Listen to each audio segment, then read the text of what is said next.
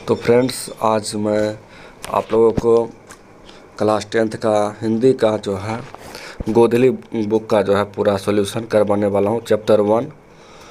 तो आप लोग वीडियो में अंत तक बने रहिए और मैं इम्पोर्टेंट क्वेश्चन करवाने जा रहा हूँ। तो पहला चैप्टर है जिसका नाम है श्रम विभाजन एवं जाति प्रथा। तो चलिए स्टार्ट करते हैं। तो इसमें जो है इसमें सबसे पहला क्वेश्चन बनेगा कि श्रम विभाजन और जाति प्रथा क्या है। तो ये एक निबंध है, ठीक है। श्रम विभाजन और जाति प्रथा एक निबंध है। उसके बाद सबसे पहले हम इसके लेखक परिचय को पढ़ते हैं। इसके लेखक परिचय में जो है श्रम विभाजन और जाति प्रथा के लेखक डॉक्टर भीमराव अंबेडकर जी हैं। तो डॉक्टर भीमराव अंबेडकर जी के बारे में सबसे पहले पढ़ते हैं। तो संविधान का जनक डॉक्टर भीमराव अंबेडकर जी हैं। जन्म 14 अप्रैल 1891 में MP यानी मध्य प्रदेश महू में हुआ था। तो आपको ऑब्जेक्टिव क्वेश्चन में पूछेगा कि भीमराव अंबेडकर का जन्म कब हुआ था। तो 14 अप्रैल 1891 को MP यानी मध्य प्रदेश महू में हुआ था, ठीक है। उसके बाद पूछेगा ये किस जाति के थे। तो जाति महार जाति के थे, जो हम लोग अपने देहाती भाषा में डोम कहते हैं, ठीक है। तो ये जो थे वो महार जाति से बिलोंग करते थे। और डॉक्टर भीमराव अंबेडकर के पिताजी का नाम था रामजी सकपाल। रामजी सकपाल उनके पिताजी का नाम था, ठीक है। उसके बाद चलिए आगे बढ़ते हैं। उसके बाद पूछेगा डॉक्टर भीमराव अंबेडकर जी का जो है विवाह हुआ था 1906 में। 1906 में अम्बेडकर जी का विवाह हुआ और रामाबाई के साथ शादी हुआ था। रामाबाई के साथ डॉक्टर भीमराव अंबेडकर का विवाह हुआ था और मैट्रिक पास किए थे 1907 में। पूछेगा भीमराव अंबेडकर जी मैट्रिक कब पास किए थे। तो 1907 में, ठीक है। चलिए उसके बाद इन्होंने पूना पैक्ट में शामिल हुए थे। और अक्सर क्वेश्चन पूछा जाता है कि पूना पैक्ट कब हुआ था। तो पूना पैक्ट हुआ था 1932 ईस्वी में।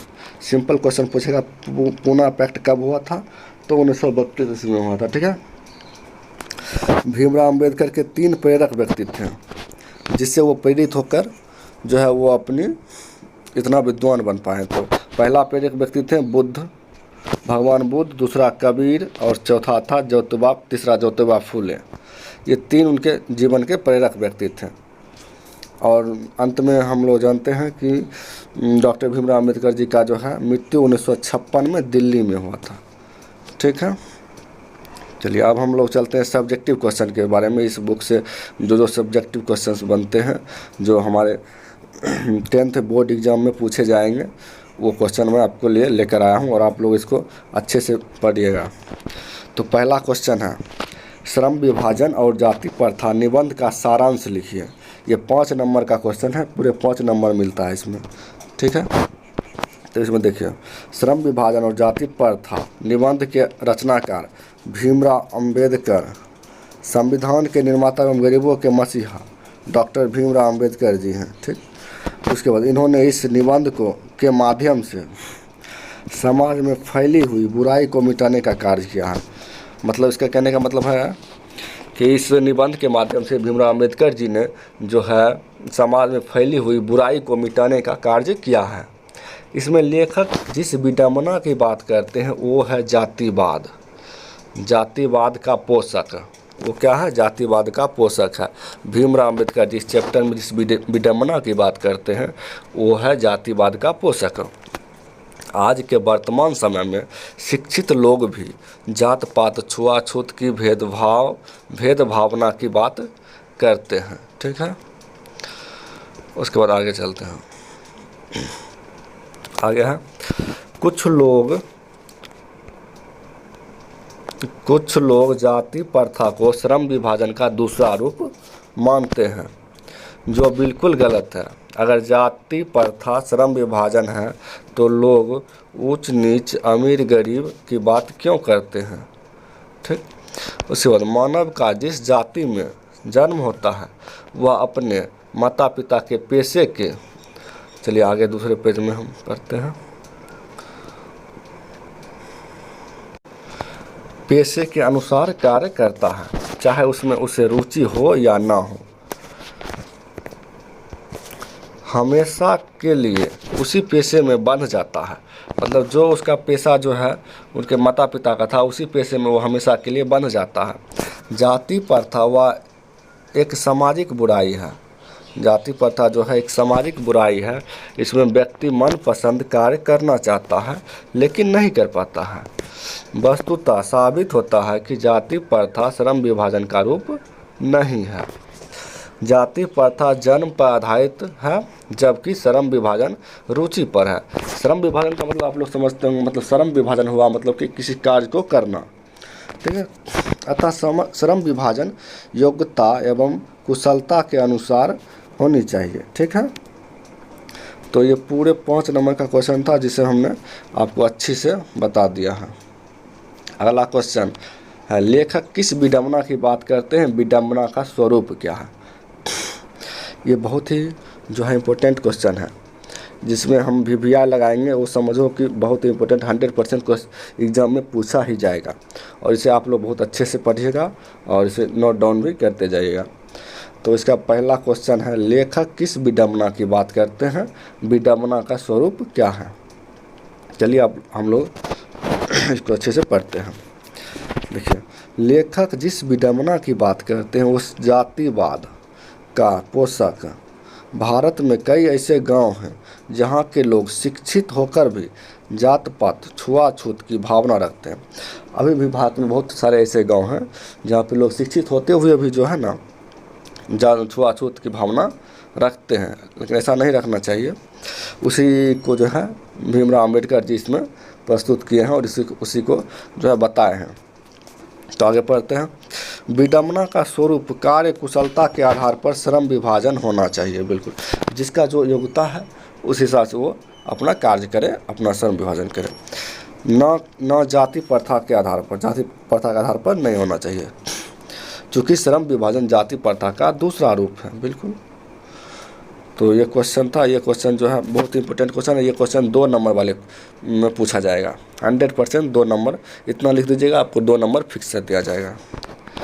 आगे दूसरा क्वेश्चन देखते हैं।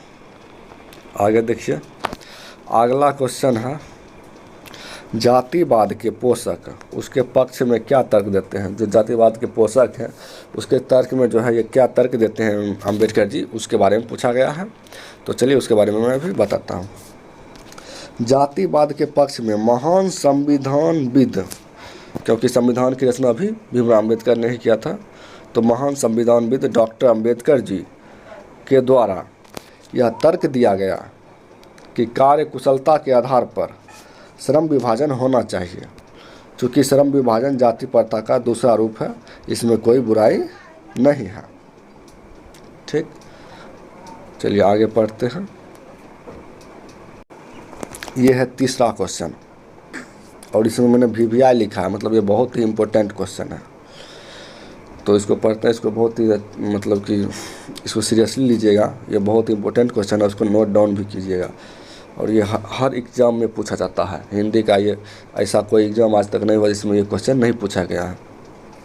तो क्वेश्चन है, जातिवाद के पक्ष में दिए गए तर्कों पर लेखक की प्रमुख आपत्तियाँ क्या है।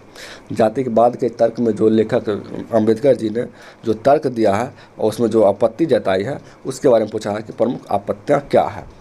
और ये मोस्ट इम्पोर्टेंट क्वेश्चन है, इसको आप अच्छे से देखिएगा। ठीक, तो स्टार्ट करते हैं।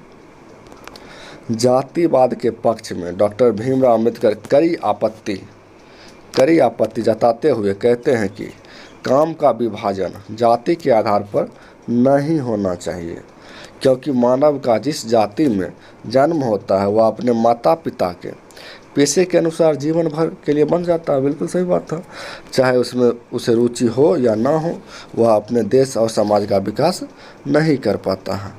तो यही सब आपत्ति जताते हैं भीमराव अम्बेडकर जी अपना एक निबंध के माध्यम से, जिसका नाम है श्रम विभाजन और जाति प्रथा। ठीक है, चलिए इतना ही लिखना है। ये मोस्ट इम्पोर्टेंट क्वेश्चन है, इसको अच्छे से रिवाइज कर लीजिएगा। अगला क्वेश्चन है, ये भी VVI हम लिखे हैं, मतलब कि ये हर एक एग्ज़ाम में पूछा जाएगा। और ये 5 नंबर वाले क्वेश्चंस में आते हैं। 5 नंबर का क्वेश्चन इतना लिखिएगा तो 5 में 5 नंबर मिलेगा। तो इसको अभी हम पढ़ते हैं।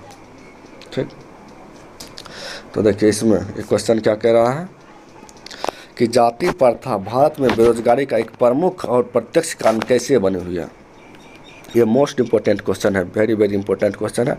इसको अच्छे से पढ़ते हैं। चलिए, हम वास्तविक रूप से कह सकते हैं कि जाति प्रथा भारत में बेरोजगारी का एक प्रमुख प्रत्यक्ष कारण माना जाता है। बिल्कुल प्रमुख प्रत्यक्ष कारण माना जाता है। चूँकि मानव जिस जाति में जन्म होता है वह अपने माता पिता के पेशे के अनुसार जीवन भर बंध जाते हैं। वह मनपसंद कार्य करना चाहते हैं परंतु नहीं कर पाते हैं। ठीक, जिससे अपने समाज और देश का विकास नहीं कर पाता है। वर्तमान समय में कल कारखाना का विस्तार हो रहा है। वर्तमान समय में तो बहुत सारे कल खाने की विस्तार हो रही है। बिल्कुल सही बात है। अर्थात समय परिवर्तन के साथ साथ अगर अपने पेशे को नहीं बदलता है तो उसे भूखा मरना पड़ सकता है। हिंदू धर्म में जाति प्रथा के तहत पेशे बदलने की अनुमति नहीं दी जाती है। बिल्कुल सही बात है। हिंदू धर्म में जाति प्रथा के आधार पर पेशे बदलने की अनुमति नहीं देते, लेकिन देना चाहिए, बिल्कुल देना चाहिए। क्योंकि देखिए, ये 5 नंबर का क्वेश्चन था। चौथा क्वेश्चन था VVI क्वेश्चन था, वेरी वेरी इंपॉर्टेंट क्वेश्चन। तो इतना ही क्वेश्चन पहला चैप्टर का था। जो भी क्वेश्चन था मैंने आपको करा दिया है और इसको अच्छे से आप लोग रिवाइज करिएगा। ठीक है, और वीडियो अच्छी लगी है तो लाइक शेयर और सब्सक्राइब कीजिएगा। और अगला चैप्टर मैं कल लेके आऊँगा। अगर इस पर अच्छा खासा लाइक सब्सक्राइब जाता है तो अगला चैप्टर भी लाऊंगा, क्योंकि हमें इससे मोटिवेट मिलेगी। ठीक है, तो ठीक है दोस्तों, तो इसको अच्छे से आप लोग रिवाइज कीजिएगा। और एग्ज़ाम आते आते, जब तक एग्ज़ाम होगा तब तक आते आते मैं पूरा सिलेबस आपका कवर करवा दूँगा। ठीक है, तो आज के लिए इतना ही। जय हिंद।